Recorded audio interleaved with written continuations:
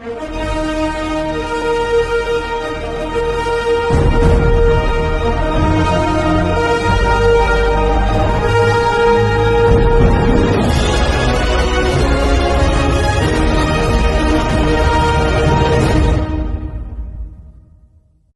आप संजय कुमार श्रीवास्तव के साथ और मुस्कान इंडिया न्यूज में स्वागत है आपका। जी हाँ दोस्तों, मैं आपकी खबर लेने पहुंचता हूं हर गली, हर मोहल्ले, हर कूचे। तो आज पहुंचा हुआ हूं मैं शंकर पंडित जी के पास, और पंडित जी के पीछे भी बहुत बड़ा लॉजिक छुपा हुआ है, वो भी मैं बात कराऊंगा कि पंडित जी आखिर प्रजापति समाज पंडित जी क्यों कहलाया करता है। तो आइए बातचीत करते हैं हम शंकर पंडित जी से, और हम जानेंगे किस प्रकार से बिहार से इन्होंने संपर्क शुरू किया और वहां से सफर कर कर दिल्ली तक पहुंचे, और आज जो है किस मुकाम पे पहुंचे हुए हैं। हम बात करेंगे शंकर पंडित जी से। हम बता दें आपको, जमीन से जुड़े हुए व्यक्ति हैं। इन्होंने हर कतरा गरीबी देखा है, हर कतरा समाज देखा है, हर कतरा माहौल देखा है। अपने समाज की बात करें तो माटी के कार्य से भी जुड़े रहे हैं। तो ये बात करते हैं हम शंकर पंडित जी से। पंडित जी, बहुत बहुत स्वागत है आपका हमारे मुस्कान इंडिया न्यूज में, और हमारी दर्शक आपको बराबर देख रही है, तो एक बार पूरा परिचय दें। आपके मुस्कान इंडिया न्यूज को हमारे तरफ से राम राम। दर्शकों को राम राम। हमारा शुभ नाम हुआ श्री शंकर पंडित, पिताजी के नाम हुआ स्वर्गीय श्री राम स्वरूप पंडित। जी। मैं बिहार के रहने वाला हूँ, और यहाँ अमन विहार में मेरा अपना छोटा सा घर है, आशियाना बना हुआ है। रहने की जो भी छोटा मोटा अपना आशियाना है वो अमन विहार में है। कारोबार मेरा खेला गाँव दिल्ली में है जी, और मैं मेटल लाइन से जुड़ा हुआ हूँ इस टाइम पे। एक मिनट छत्रपाली, इसको चाहूँगा, क्या गांव में जब आप रहे तो उस टाइम कितनी उम्र रही होगी? जब मैं दिल्ली आया वही मेरा 14-15 साल की उम्र था जी।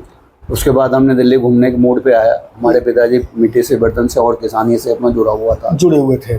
हम गांव के अंदर ही रहे। तो वहाँ पे खेती बाड़ी भी होगी? खेती बाड़ी भी है। आज भी मेरा पूरा परिवार हुए हैं हम। जी। सबसे बड़े भाई हैं, 5 भाई है मेरा जी। एक बहन है, सब अपना परिवार अभी हमारे सारे शामिल थे। तो दादा परदादा वहाँ पे जो है माटी के कार्य से जुड़े हुए हैं? वो सब सारे परिवार में, हमारे परिवार को छोड़ करके अभी भी और जो हमारे खानदान में से है वो भी जुड़े, उस मिट्टी से परिवार से सारे जुड़े हुए हैं जी। दोनों चीज हम लोगों के पास है, जमीन भी और मिट्टी भी, यानी किसानी भी और मिट्टी कारोबार भी हमारे का है। तो पंडित जी, सबसे पहले सर्वप्रथम आप दिल्ली में आए तो आपने क्या कार्य शुरू किया? हमने जब दिल्ली आया तो सबसे पहले हमने सदर बाजार में नौकरी की जी, जो आज भी दुकान है तलवार उन्नत मिल के नाम से, 456 नंबर दुकान पे हमने नौकरी की जी। डिप्टीगंज वहीं पे है, वहाँ पे हमने रहा जी। वहाँ हमने अपनी 5-6 साल नौकरी की। उसके बाद हमने बिजनेस में आया। हमने अपनी सब्जी वगैरह की रेडी लगवाई, बाजार के सब्जी बेचने का काम किया जी। उसके बाद हमने डिस्ट्रीब्यूटर बना, मतलब अपना क्वालिटी बॉल्स आइसक्रीम का जी। गलौड का, मतलब रेडी पटरी भी लगाई। रेडी पटरी पे से ज्वाइंट होकर के हमने वहाँ ठेकेदारी की। क्या बात, ठेकेदारी वो भी रेडी पटरी से किया जी।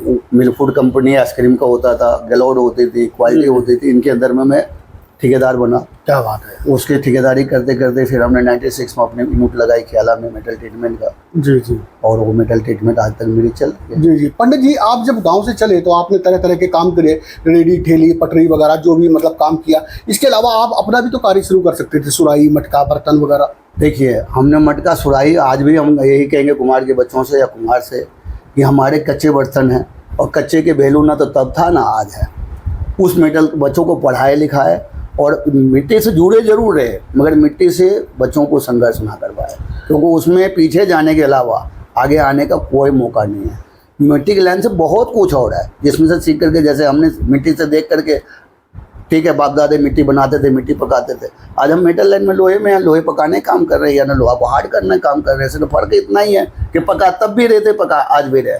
जब हम पकाते थे तो उसको जगह जगह दरवाजे पहुंचाना पड़ता था, और उनका वैल्यू कोई नहीं। आज दरवाजे पे सब बनाते हैं, वो हमारे पास पकाने के लिए लेके आता है, उसके लिए हमें वैल्यू भी मिलता है, इज्जत भी मिलती है। और हम क्या कहलाते हैं आज? मेटलर्जिस्ट कहलाते हैं। अच्छा, कि मेटल ट्रीटमेंट करते करते आज हम मेटलर्जिस्ट के नौजल पर पहुंचे हो अपने प्राइवेट। अगर उसी तरह पढ़ने करने वाले, हमने अनुभव तो मिट्टी से ही लिया जी।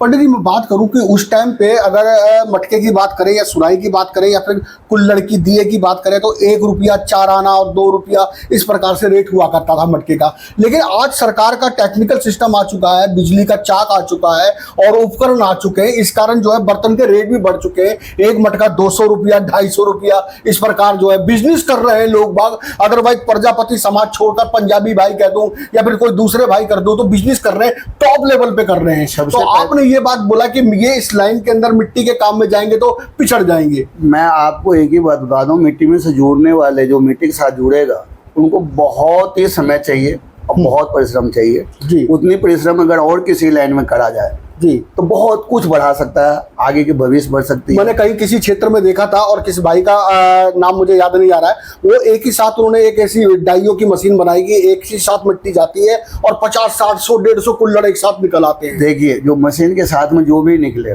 जी एक डाई बनती है, हम उदाहरण दे दे एक चीनी मिट्टी का प्लेट का, जी वो करीब 5 लाख पीस निकलती है। जी 3 सेकंड में 4 सेकंड में माल पकता है। जी उसका माल का वैल्यू एक प्लेट का अगर वो कहता है कि आहे इसका 42 रुपए है तो 39 रुपए में आपको 40 रुपए में कहीं नहीं मिलेगा। जी जी जी ये फैक्ट्री रेट बता रहा हूँ मैंने जी, जी। फैक्ट्री कुम्हार की कहे भी कितनी बड़ी प्रोडक्शन में है, अगर वो कह दे कि मेरा इस चीज का 100 रुपए कीमत है, उसको 50 रुपए भी मिले तो मैं मान लूंगा। अच्छा दूसरी बात कि वो लाखों की जनसंख्या में बन रहा है, तुरंत एक्सपोर्ट इंपोर्ट भी हो जाती है, देश में भी लग जाती है। हाँ जी। कुम्हार के बर्तन ना तो एक्सपोर्ट इंपोर्ट हो सकता और ना ही वो क्षेत्र में मांगने आ सकता। क्यों नहीं मांगने आएगा? क्योंकि उनको पता है कि ये इतनी मेहनत करके लाया है, मैं इनके कौड़ी के भाव में जब लेकर के उनके दरवाजे पर जाऊँ तो कौड़ी के भाव होता है। आपने कुम्हार के कोई बड़े दुकान देखे, कोई शोरूम देखे आज तक? लमसम मानो तो कहीं ना कहीं 2-4 इक्का देखा होगा। आपने एक बता दो, दोने पत्तल के आज के 10 साल पहले शुरू हुआ, आपने कितने जगह देखा होगा परचून के पड़ा हुआ, कितने जगह गोदाम पड़ा हुआ, कितने जगह शोरूम लगी हुई है? वो तो कई जगह है। जो हजारों साल पहले से या ना जन्म जब इंसान की जन्म हुई तो मिट्टी के बर्तन से ही वो पेट भरना सीखा। बिल्कुल बिल्कुल। उसके आज कोई जगह पर शोरूम नहीं है, मगर एक डोनल पत्तल बनाने वाले जिसका कोई लागत कोई लैब नहीं है, जहां मर्जी बनाओ जहां मर्जी फेंक दो, उसकी डिमांड लेकर के आप दुकान पर से खरीद के लाते हैं और उसके मुंह मांगे पैसे देते हैं। लेकिन पंडित जी मैं एक बात कहूंगा कि आपको यहाँ पे अगर मैं वापसी बात करूं, संस्कृति कल्चर जो है वापसी लौट फेर हो रही है और लोग बात कह रहे हैं कि अगर हांडी में दाल खाओगे या फिर तवे में मट्टी की रोटी खाओगे तो 100 बीमारियां दूर होती है, कैंसर दूर होता है, शुगर दूर होता है। और उस टाइम की बात करूं सन 1992-91 की, तो उस टाइम कोई बीमारी भी नहीं हुआ करती थी। आज मैं ये कह सकता हूँ आप हमने तो अपनी होश संभाला 1970 से जी, हमने 70 से 80 के दशक देखी। 80 के दशक में मिट्टी के बर्तन तो जरूर सबके घर में इस्तेमाल होता था, रोटी पकाने से लेकर चावल पकाने तक में, खाने तक में बर्तन बहुत ज्यादा मिट्टी का यूज होता था। जी जी ठीक है, मगर उस टाइम भी मिट्टी के बर्तन के कोई वैल्यू नहीं था, न कुम्हार के कोई वैल्यू था जी जी और ना आज है। तो लेकिन पंडित जी आप तो बता रहे हैं कि इसमें अगर नहीं खाओगे तो काफी बीमारियां पैदा होंगी। मैं कहता हूँ उनको जरूरत ही नहीं है संसार को, उनको बीमारी जरूरत है, वो चीज का वैल्यू नहीं है। कुम्हार के घर पे जाकर खरीदने नहीं जाएगा। मतलब कांच चीनी और स्टील में खाकर वो बीमारी ले सकते हैं लेकिन मिट्टी का बर्तन यूज नहीं करेंगे क्योंकि उसका लाइफ नहीं है, उनको चमक नहीं है।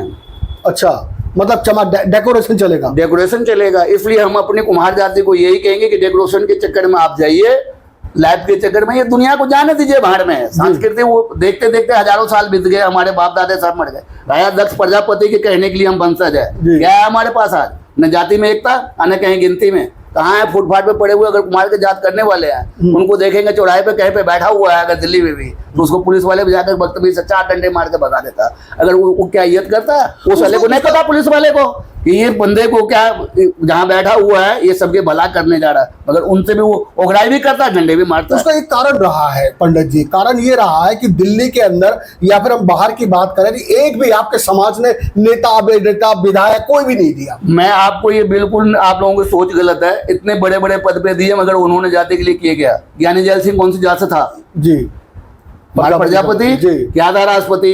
क्या किया उन्होंने?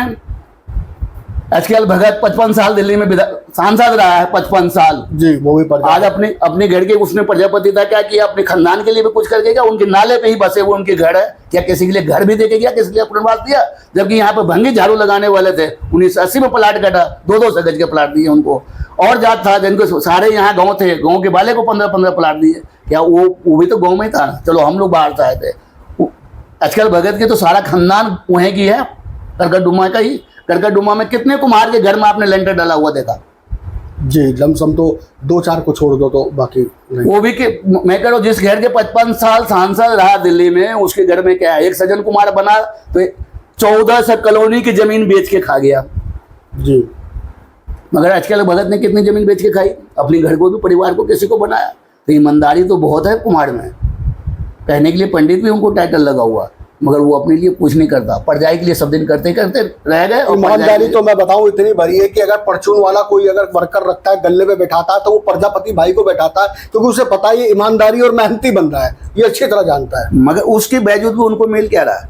आप प्रजापति में समाज में जाइए, तनख्वाह 1000 रुपये, 1000 आप कुम्हार को गिन लीजिए, शायद उसमें से 5 के बच्चे आज के दिन में शिक्षित होगा। और शिक्षा का आधार तो बहुत पहले से चल रहा है ना। शिक्षा मगर चारों तरफ करेगा कैसे? शिक्षा तो तब करेगा ना। आप जैसे आप अपने जिस काम से लगे हुए, इस फील्ड में सीधा शिक्षा की जरूरत है। आपके बच्चे जब होंगे तो इसकी चीज में शिक्षा को जोड़ेंगे, मगर जब वो मिट्टी से जुड़ा रहेगा तो उसका बच्चे मिट्टी से जुड़ा रहेगा, उसको किताब से कहाँ जुड़ने का मौका मिलेगा? और जिस मिट्टी का कोई कदर नहीं है संसार में, जबकि वो सबके लिए प्राणदायक समान है, जीवन रक्षक समान है, मगर किसी ने कदर करता है? अगर एक डीएस की गोली कह दे, डॉक्टर लिख दे, तो सुबह शाम टाइम से खाएगा, क्योंकि उससे उसको शरीर में दर्द नहीं होगा। मगर एक बर्तन में खाने से हजारों बीमारी दूर होता है। मगर किसी ने उस चीज के बारे में कदर किया? जब पीछे नहीं किया लाखों साल, हजारों साल से, तो क्या हम इस उम्मीद पर बैठे कि हमारे बच्चों को उम्मीद करेगा? और अगर मिट्टी में लगा के रखेगा तो शिक्षा आएगा, और शिक्षा नहीं आएगा तो खाली मिट्टी मिट्टी करके क्या करेगा वो? आज तक हम लोग मिट्टी मिट्टी करते आए, क्या हुआ क्या? उससे क्या मिला? क्या हमारी जाति का कितने % डॉक्टर बना?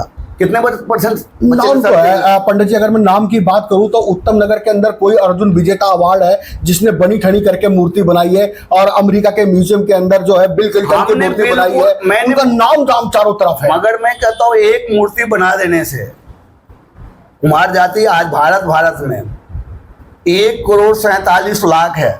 जी, ज्यादा है। 1,47,00,000 की तो मेरे पास लिस्ट है जी, जिसमें हम आते हैं 26 स्टेट जी, ठीक है। 1,26,00,000 में से कितने बच्चे साइंटिस्ट हैं? अगर वो मिट्टी कला से एक मूर्ति बना दिया और ठीक है अमेरिका में लग गया, क्या मूर्ति हर जगह कुम्हारी की ठेका ले रखा है? मूर्ति बनाए किसी कुम्हार को मूर्ति बनाने के बाद पूजा कौन करेगा? वहां पर बैठ के ब्राह्मण। वहां पर भंडारा कौन बांटेगा? बनिया। कुम्हार को कोई पूछता भी है कि आजा तूने भंडारा भी खा ले? जी। तो जब इतनी इज्जत मिलती है तो और यही इज्जत कमाने के लिए हम अपने बच्चों को भी सिखाए क्या? जी जी जी जी जी। अगर मैं बात करूं उत्तम नगर के अंदर एक प्रमु प्रधान जी है, उनकी बेटी भी अभी इलेक्शन में खड़ी हुई थी, काफी मेहनत किया था। जितने भी उसने मेहनत की, वोट कितना मिला?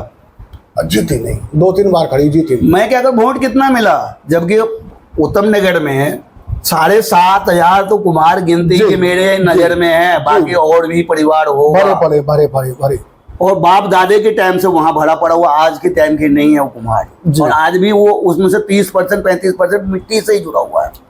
पंडित जी, सीधा वर्ग है कुम्हार, प्रजापति माटी से जुड़ा हुआ है, फिर एकता अचानक क्यों नहीं होती? सबसे पहली बात, एकता जब होती है जब आपके पेट में रोटी होता है, आपको आगे की शिक्षा ज्ञान होता है। एकता की जड़ है शिक्षा। जब तक शिक्षित नहीं होगा तब तक किसी में एकता नहीं होगा, क्योंकि मिट्टी एक एक बनती है और एक एक गुनती है, वो एक ही एक रह जाती है उनके सोच भी, और एक ही एक बनाने और एक ही बनते बनते वो अपनी मिट्टी में हो जाता है। क्या बात है पंडित जी। मैं एक बात और जानना चाहूंगा, जो हमारी पब्लिक के लिए एक सवाल उठ गया है कि प्रजापति, गोला प्रजापति, दक्ष प्रजापति, प्रजापति समाज लगाते हैं, ये पंडित सर कैसे लग गया? देखिए, पंडित सिर्फ मैथिली में आपको लगेगा, जो मैथिला अंचल है वो बिहार में है। जी जी। ये रावण की बहुत पुरानी जड़ है। वहां से आप जब आइएगा, पंडित क्यों लगा? क्योंकि सब पढ़ लिख करके पंडित बनता है जी। अगर एक चीज का आपने ज्ञान किया, इंग्लिश के रिसर्च कर लिया तो आपने इंग्लिश के मास्टर हो गया, मैथ की आपने रिसर्च किया तो मैथ के मास्टर बन गया। मगर उनके पास में तो सारा मैथ और सारा अपना दिमाग से ही चलता था, जितने चांद चलाने वाले कुम्हार थे। या उनके पास कोई बट्टा, कोई तराजू, कोई नापने के लिए कोई सामान होता था? सिर्फ दिमाग में से निकालता था, उंगली गाड़ता है मिट्टी में से, उतना बड़ा चीज निकाल के तैयार कर देता है। वो अपने मन में होता, सामने जब आपको तो दिख जाता है घड़ा बन गई, मगर जब वो मिट्टी में उंगली डालता है, चाक पे हाथ डालता है, तो वो घड़ा बनाने के दिमाग में सोचता है। जी जी जी। हाथ उनकी दिमाग के साथ साथ चलती है, इसलिए वो घड़ा बन जाती है, वही दीपक बन जाती है, वही तवा बन जाती है, वही कपड़ी बन जाती है, वही चुकिया बन जाती है। बर्तन की जात तो आपने 4-5 के नाम से जानते हैं जी। बर्तन आपके जीवन के लिए जरूरत की चीजें जो होते हैं वो होते 85-86 प्रकार। जी जी जी जी। आज अगर 85-86 प्रकार की चीजें ढूंढने जाएंगे तो एक बर्तन के दुकान पे वहाँ पे पीतल के भी होगा, एल्युमिनियम का भी होगा, प्लास्टिक का भी होगा, कांच का भी होगा, मगर उसके दुकान में एक भी मिट्टी का बर्तन नहीं होगा। क्या बात कर रहे हैं। मैंने एक जो है बक्कर वाले के अंदर क्या नाम था उनका, पूजा सबसे पहले बात, आपने जिस जगह बकर वाले के नाम लिया, मैं बता देता हूँ, कुम्हार की ही दुकान है और अपनी बर्तन बेचने के साथ साथ वो सब बर्तन को बेचता है। नहीं, वो चीनी मिट्टी के बनाती है, वो लेडीज है, वो पूजा आरती कुछ ऐसे नाम है, पूनम पूनम पूनम, मगर वो चीनी मिट्टी की बना रही है। हाँ। मिट्टी से तो जो अलग हो गई ना, उनका माल बहुत दूर जाता है। मैं कह रहा हूँ नाम तो बदलना पड़ा ना, मटेरियल तो बदलना पड़ा ना। काहे लिए मिट्टी तो वो भी हो गई। मैं तो कह रहा हूँ लोहा भी सारा मिट्टी है, सोना भी सारा मिट्टी है, धातु के सोना क्यों 1.5 लाख रुपए है, चांदी का क्यों 2.5 लाख रुपए है। डेकोरेशन आ गया। मिट्टी तो वो भी है, क्या आपने बनाया क्या? मिट्टी में से ढूंढ के निकाल लिया। कुम्हार भी मिट्टी अपने लिए मिट्टी निकालता है। हर मिट्टी से तो बर्तन नहीं बन सकती, जी। हर मिट्टी से लोहा नहीं बन सकती, हर मिट्टी से सोना नहीं बन सकती। तो मिट्टी तो है ही, आपकी क्या है? वो तो संसार की मिट्टी, धरती माता के अंदर में सब कुछ छुपा हुआ है। आपके अंदर में ज्ञान है, आपको नॉलेज है, वो बच्चे पढ़ी, उसको पता लगा कि भाई चीनी मिट्टी से मैं बना के दूंगा तो मेरा एक्सपोर्ट इंपोर्ट भी होगा, मगर मिट्टी का बना के दूंगा तो जितना जीवन भर लगा रहूंगा मेरे महल्ले में भी नाम नहीं होगा। क्या बात है, क्या बात है पंडित जी, बहुत बढ़िया ज्ञान की बात बताई। हमारे नौजवान बच्चों के लिए क्या संदेश देना चाहिए? सबसे पहले उस बच्चों को यही है कि पहले शिक्षा सीखो। माँ बाप जो कर रहा है, अगर मिट्टी से जुड़ा हुआ कोई बात नहीं, जुड़े रहने दो।